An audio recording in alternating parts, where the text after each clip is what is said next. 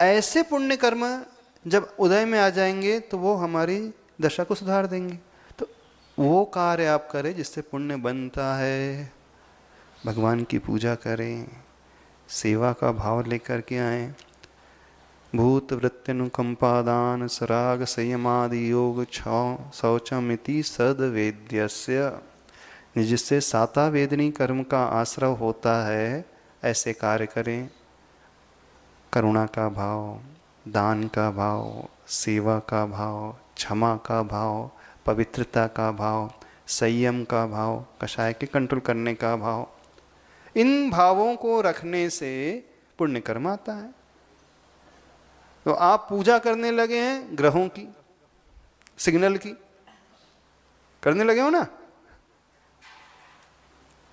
यदि हम बोले मैं आपकी केतु की दशा चल रही है और 7.5 और लगी है, शनि की 7.5 लग गई है, आप कहाँ पहुंच जाओगे शनिवार को? कहाँ पहुंच जाओगे? तेल चढ़ाने पहुंच जाओगे शनिवार को शनि मंदिर में। ये करोगे कि पंडित यही सलाह देता है, बोले हाँ तेल चढ़ाओ शनिवार को। तो जो लोग ये कार्य कर रहे हैं वो ठीक वैसे ही हैं जैसे कोई सिग्नल की पूजा करने बैठ गया, आरती उतारने बैठ गया अगरबत्ती लगा करके, और सोच रहे हैं कि नहीं अब तो जल्दी आ जाएगी ट्रेन। ये सबसे बड़ी भूल है। कुछ समझ में आ रहा है? नहीं। तो जब जो कुंडली के चक्कर में घूमते रहते हैं उनसे कहना है। अब आप प्रश्न करोगे तो महाराज ये कुंडली गलत होती? कुंडली गलत नहीं हो रही है, कुंडली तो बिल्कुल सही बता रही है। अब एक प्रश्न और उठता है, वो उस समय ग्रह अशुभ घर में क्यों बैठे? थोड़ा सा एक प्रश्न और उठता है ना।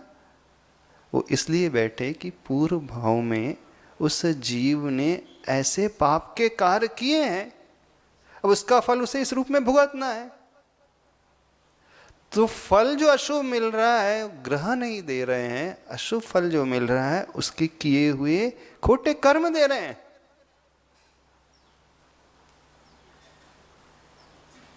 जैसे कि कोई अपराध कर लेता है, उसे सजा हो जाती है, मान लीजिए 10 वर्ष की सजा हो जाए।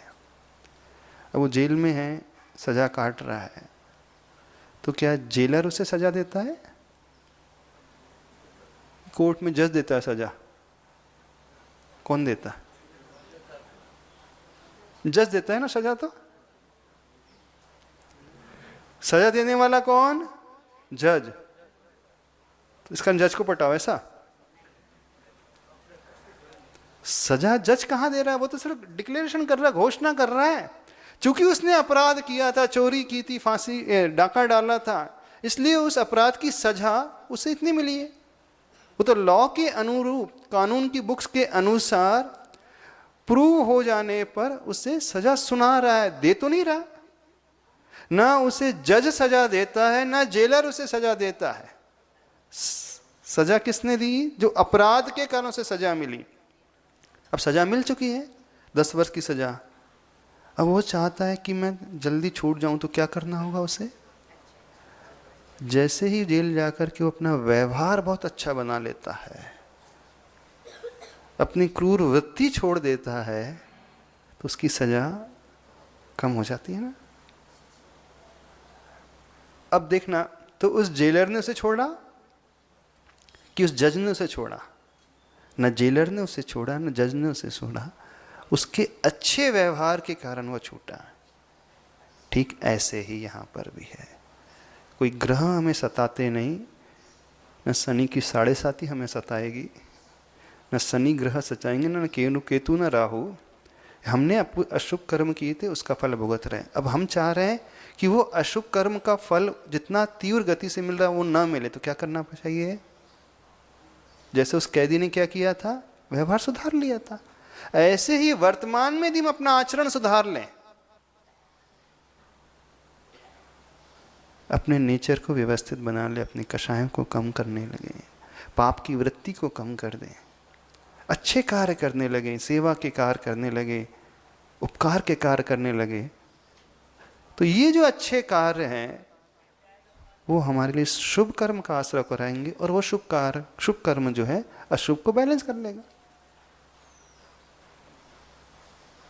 यही होना चाहिए कि नहीं? तो आप किसके चक्कर लगाते हो मोनू? कुंडली किसको दिखाओगे?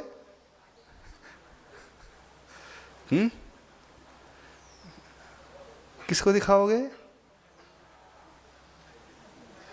कुछ समझ में आ रहा है? नहीं? तो इस चक्कर में बिल्कुल पड़ने की आवश्यकता नहीं है। यदि जीवन में कुछ प्रतिकूलता भी आ रही है, अशुभ कर्म का भी उदय है, तो हमें उस प्रोसेस को अपनाना चाहिए जिससे हमारा अशुभ जो है शुभ में कन्वर्ट हो। न कि नदी में नाग नागिन के जोड़े को बहा देने से हो जाए, न कि नाली में 40 कांसे के सिक्के तांबे के सिक्के डालने से हो जाए, न कि चींटी को आटा खिलाने से हो जाए। क्या सजेस्ट करते? चींटी को आटा खिलाओ, मछली को गोली दो, आटे की दान दो। कदाचित वो ये बोल रहे हैं तो एक प्रकार से वो दान की ओर आपको लेकर के आ रहे हैं। अब उससे अच्छा तरीका हम बताते हैं, उत्तम पात्र को दो ना, सीधे जहां से सेटिंग होती है वहां जाओ ना, टॉप लेवल पे, तो नीचे वाले तो अपने आप काम करेंगे। ऐसे होता है ना, जो टॉप लेवल को आपने मना लिया तो नीचे वाले सबॉर्डिनेट अपने। तो उत्तम पात्र दान ही देना है, तो मछली चींटी छछुंदर को खिलाने से क्या होने वाला? उत्तम पात्र जो होते हैं मुनिराज होते हैं, हारिका होती हैं, देशव्रती श्रावक होते हैं, साधर्मी होते हैं। बाद में जाकर के करुणा दान के रूप में उन जीव जंतु का नंबर आता है। तो आप अच्छे कार्य करने के लिए वहां चले जाते हो, लेकिन जो मेन पात्र है उसे छोड़ देते हो और समझते हमने बहुत बड़ा धर्म कर लिया, दान कर लिया, पूजा कर ली। अंतर समझना आप लोगों की मानसिकता कैसी है। क्योंकि जितने भी पंडित हैं, ये हैं, वो सब उन्होंने यही समझा अभी तक, तत्व ज्ञान किसी को नहीं है। तो बात आपको समझ में आ रही? हमें चर्चा तो अंतरिक्ष ज्ञान की करना था। हाँ, रिद्धि की बात है, बताना था। अष्टांग महानिमित्त रिद्धि जो कौन सी होती है? अंतरिक्ष रिद्धि। तो अंतरिक्ष रिद्धि होती है सूर्य चंद्रमा ग्रह नक्षत्र तारों की गमन के अनुसार वो उस फल को बता देते हैं।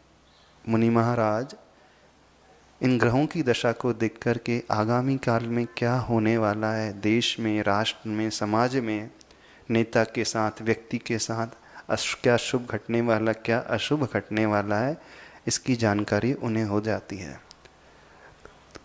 थोड़ा सा अंश ज्योतिषाचार्यों के पास होता है, ज्योतिष ज्ञान जिनके पास होता है ना, थोड़ा सा नॉलेज होता है। ये बुक्स पढ़ कर के समझते हैं, लेकिन उन मुनिराज को तपस्या के माध्यम से ज्ञान अपने आप प्रकट हो जाता है, रिद्धि अपने आप प्रकट हो जाती है। तो हमारा कहने का इंटेंशन है, यदि आपकी कुंडली की दशा बहुत खराब है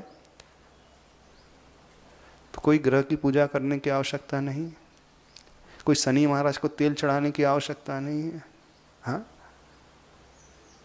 उन समीचीन कार्य को करना जिससे आपका अशुभ कर्म टले। समय तो हो गया, आज इतना ही रखते हैं। अष्टांग महानिमित्त बड़ी इंटरेस्टिंग है, इसमें बहुत दिन निकल जाएंगे, पर है बड़ी अच्छी चीज़।